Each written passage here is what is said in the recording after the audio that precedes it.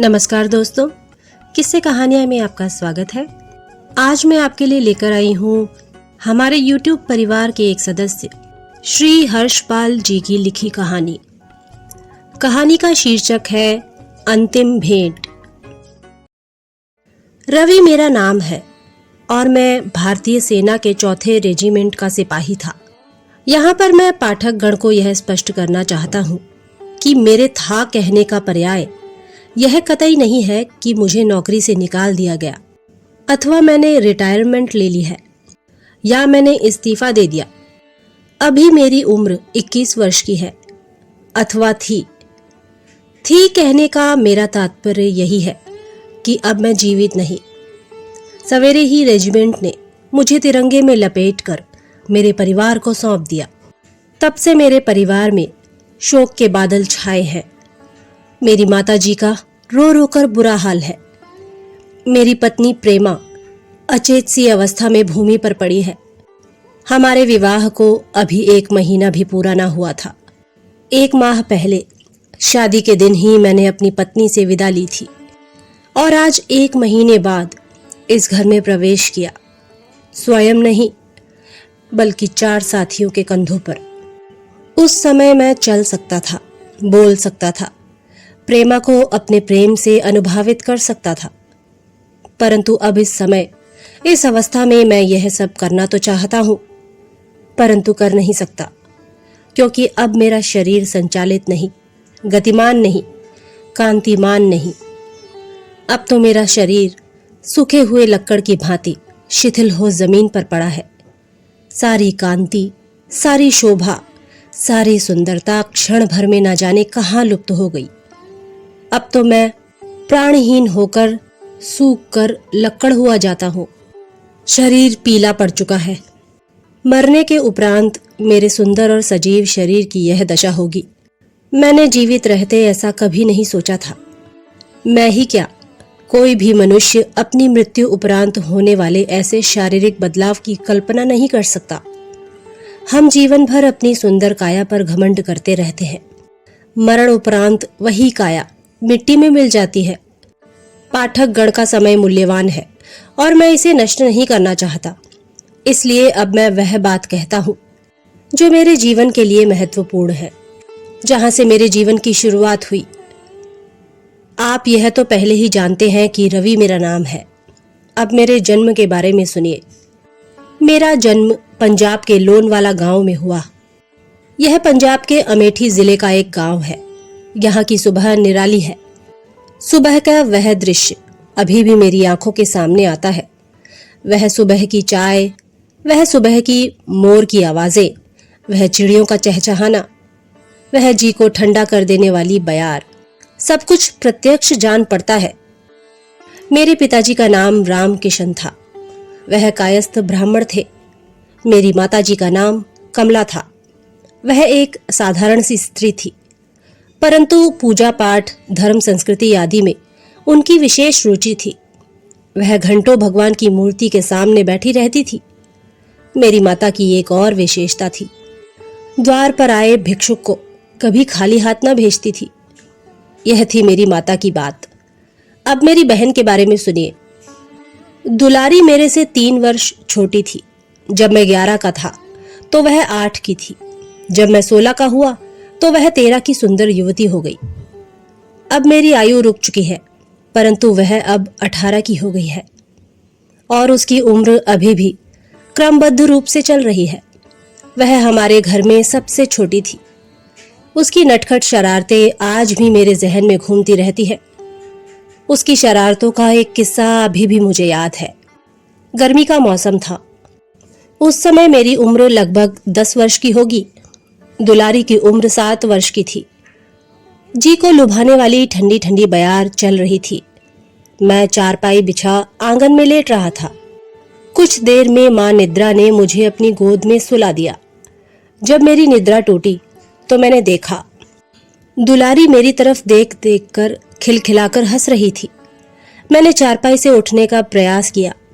कुछ ही समय में मुझे ज्ञात हो गया कि दुलारी ने मेरे हाथों पैरों को खाट से बांधकर मेरे चेहरे पर स्याही से विचित्र आकृति बना दी है। उस समय मुझे बहुत गुस्सा आया, परंतु आज हंसी आती है। और दुख इसलिए होता है कि आज वह मेरी लाश को देख देख कर बिलख बिलख कर रो रही है और मैं उसे शांत नहीं कर पाता। यह था मेरे परिवार का परिचय। अब आगे सुनिए। मेरी प्रारंभिक शिक्षा गांव लोनवाला में ही हुई और इंटर की शिक्षा पंजाब मेडिकल कॉलेज से हुई। इसके बाद मैं पंजाब के सैन्य संगठन में भर्ती किया गया। मेरे नाना जनरल थे, उन्होंने ही मुझे यहाँ भर्ती कराया था। उनका नाम प्रकट करना मैं उचित नहीं समझता, क्योंकि वह अब इस दुनिया में नहीं रहे। वहां मुझे 6 महीने का प्रशिक्षण दिया गया, जैसे दौड़ भाग, बंदूक चलाना, निशाने लगाना, परमाणु हथियारों का ज्ञान, उन्हें चलाना आदि सब कुछ मैंने सीखा। इसके बाद मैं फिर घर लौट आया, क्योंकि पूस के महीने में मैंने नौकरी की हामी भरी थी। अब घर की उस बात को विस्तार से कहता हूँ। संध्या का समय था। सूरज आकाश मंडल में विलुप्त हो चुका था। बस उनके सारथी अरुण की लालिमा दिख पड़ती थी। मैं, दुलारी, माताजी और पिताजी आंगन में चारपाई बिछाए बैठे थे। पिताजी ने मुझसे कहा, क्यों रवि, कब जा रहे हो पहरे पर? मैंने कहा, पिताजी अभी समय है, लगभग 3 महीना। पिताजी ने कहा, 3 महीना? इतना लंबा समय? मैंने कहा, जी पिताजी। पिताजी ने माताजी की तरफ देखा। उन्हें देख पिताजी मुस्कुराए। उनकी मुस्कुराहट में एक रहस्य छुपा था। मैं यह तो समझ गया, लेकिन वह रहस्य क्या था, यह अभी प्रकट न हुआ था। पिताजी ने मेरी तरफ हंसते हुए कहा, तो रवि बेटा, पढ़ाई पूरी हो गई, नौकरी भी लग गई, अब शादी के बारे में क्या ख्याल है? मैंने झेपते हुए कहा, किसकी शादी पिताजी? पिताजी ने हंसते हुए कहा, तुम्हारी बेटा, और किसकी शादी? मैंने कहा, परंतु पिताजी, मैंने कभी शादी का विचार नहीं किया और ना ही मैं शादी करना चाहता हूं। मैं उसे अकेला छोड़ने के लिए शादी नहीं कर सकता। और फिर पिताजी, आप तो जानते हैं सैनिक की नौकरी कैसी होती है। हमारे जीवित लौटने या ना लौटने का कोई अंदाजा नहीं है। हम आज जीवित हैं, पर कल शायद जीवित ना रहें।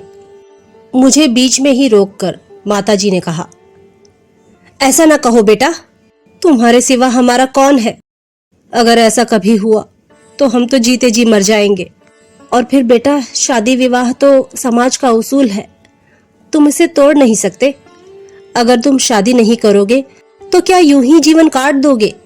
अकेले तुम्हारे बुढ़ापे में तुम्हें तुम्हारी औलाद की आवश्यकता होगी। तुम्हारी औलाद तुम्हारी सेवा करेगी। इस पर विचार करो बेटा। मैंने कहा, माताजी, मैं अपने लिए किसी की पूरी जिंदगी नर्क बनते नहीं देख सकता। मैं इतना कह रहा था कि पिताजी ने मुझे डांटते हुए कहा, चुप रहो तुम, 2 अक्षर क्या जान गए, हमें सिखाने लगे।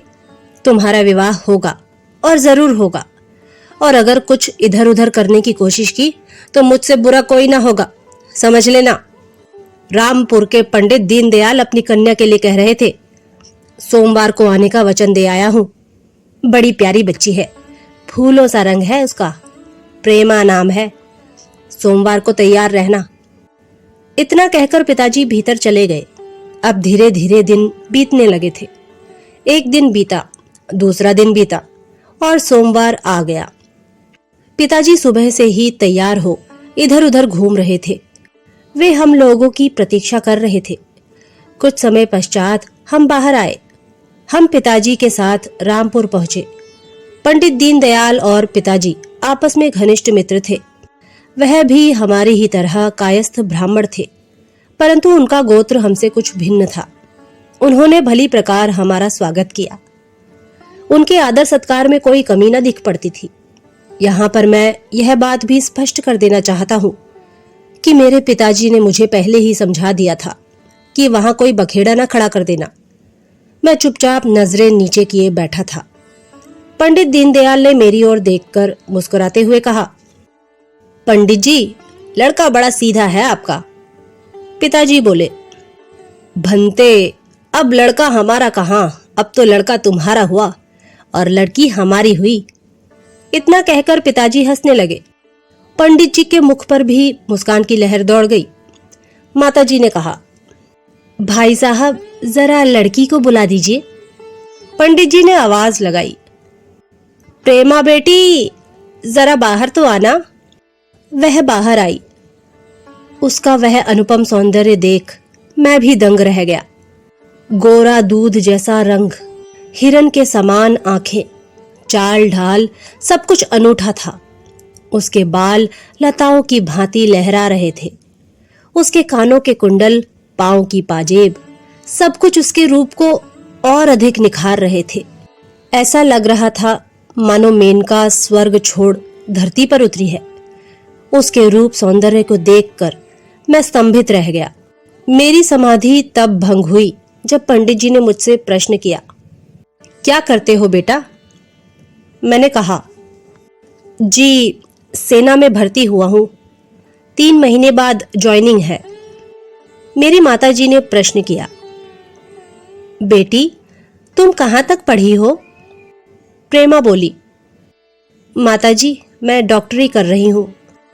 इसके बाद माताजी ने और न जाने कितने प्रश्न किए और वह भी उन सब प्रश्नों का सहजता से उत्तर देती रही। मैं तो बस वहां बैठा उस देवी की सूरत को निहार रहा था। मेरी समाधि तब भंग हुई जब पिताजी ने मुझसे कहा, अब हमें चलना चाहिए। इसके बाद हम सब घर आ गए। घर जाकर पिताजी ने मुझसे कहा, कहो अब जनाब कि क्या राय है? मैं मुस्कुराकर वहां से चला गया। कुछ समय पश्चात दुलारी द्वारा मुझे पता चला कि अगले महीने की 27 तारीख को मेरा विवाह है। मैं फूला ना समाया। अब एक एक दिन भारी हो गया। मैं इस बात को भी स्पष्ट कर देना चाहता हूँ कि इसके बाद प्रेमा से मेरी और कई भेंट हुई और हम दोनों एक दूसरे से प्रेम करने लगे।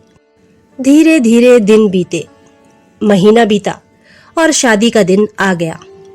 मैं आज बहुत खुश था। सवेरे से ही घर में विवाह की तैयारी होने लगी। घर आंगन सब जगह सगे संबंधी रिश्तेदारों की चहल पहल थी। बड़ी धूमधाम से मेरा विवाह हुआ।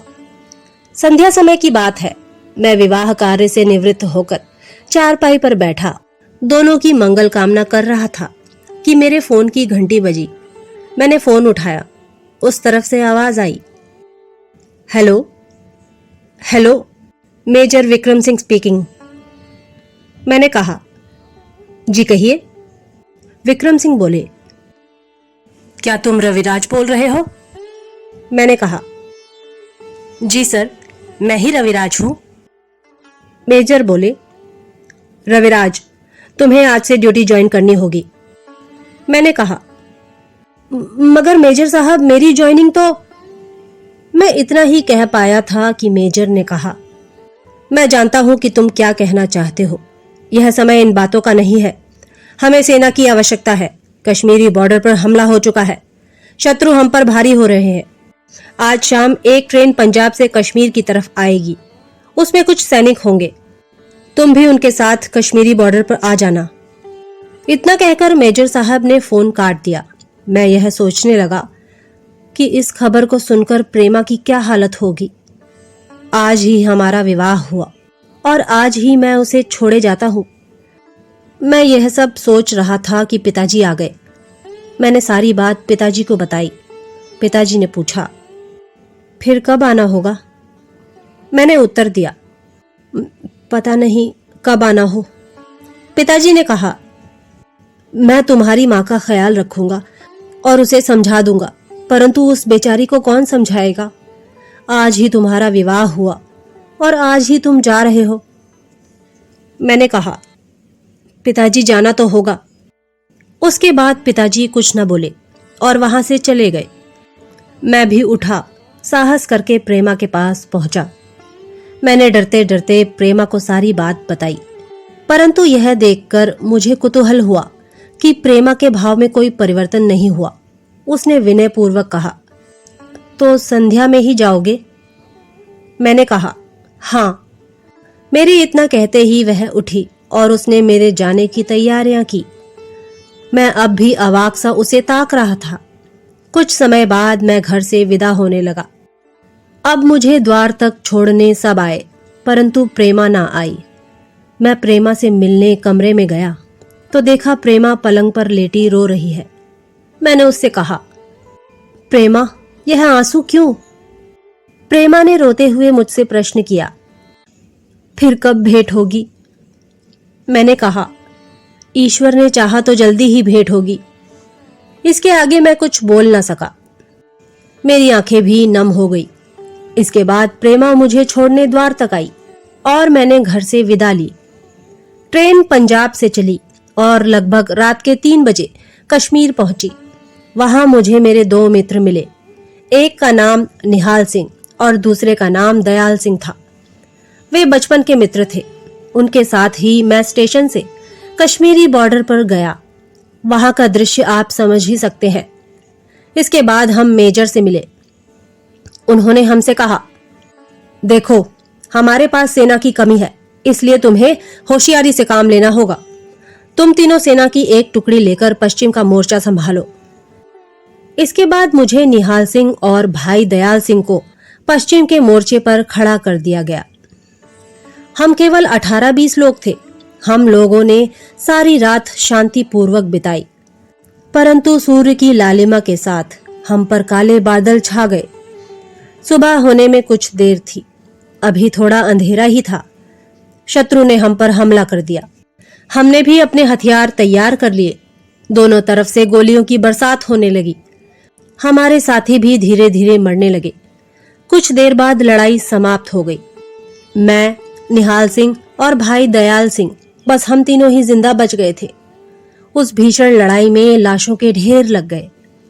चारों तरफ खून की नदी दौड़ पड़ी। जब हम अपने कैंप में जाने लगे तो एक शत्रु जो अधमरी हालत में तड़प रहा था, उसने पीछे से मेरे ऊपर गोली चला दी। गोली मेरे सीने को पार कर गई। यह देखते ही मेरे दोनों मित्र घबरा गए। उन्होंने एक खाली बंदूक उठाई और उसके सिर पर दे मारी। मैं तड़प तड़प कर वहीं शांत हो गया। मैं भूमि पर गिर पड़ा। यह सब देख मेरे मित्रों की आंखों से आंसू गिरने लगे। मेरी हालत अब बहुत नाजुक हो चुकी थी। मुझे अब लगने लगा कि मेरा बचना कठिन है। मैंने अपने मित्रों से कहा, बंते, तुम दोनों ने कदम कदम पर मेरी सहायता की है। जीवन के इस अंतिम समय में मैं तुम्हारा आभार व्यक्त करता हूं। तुम्हारे जैसा मित्र प्रत्येक मनुष्य के साथ हो। जीवन के अंत में मैं तुम्हें एक कार्य सौंपे जाता हूं। घर जाकर प्रेमा से कहना कि वह हमारी अंतिम भेंट थी और मेरे परिवार का ख्याल रखना। इतना कहते ही मैंने भाई दयाल सिंह की गोद में अपने प्राण त्याग दिए। भाई निहाल सिंह ने रोते हुए मेरी आंखें बंद कर दी। यही मेरे जीवन का अंत हुआ।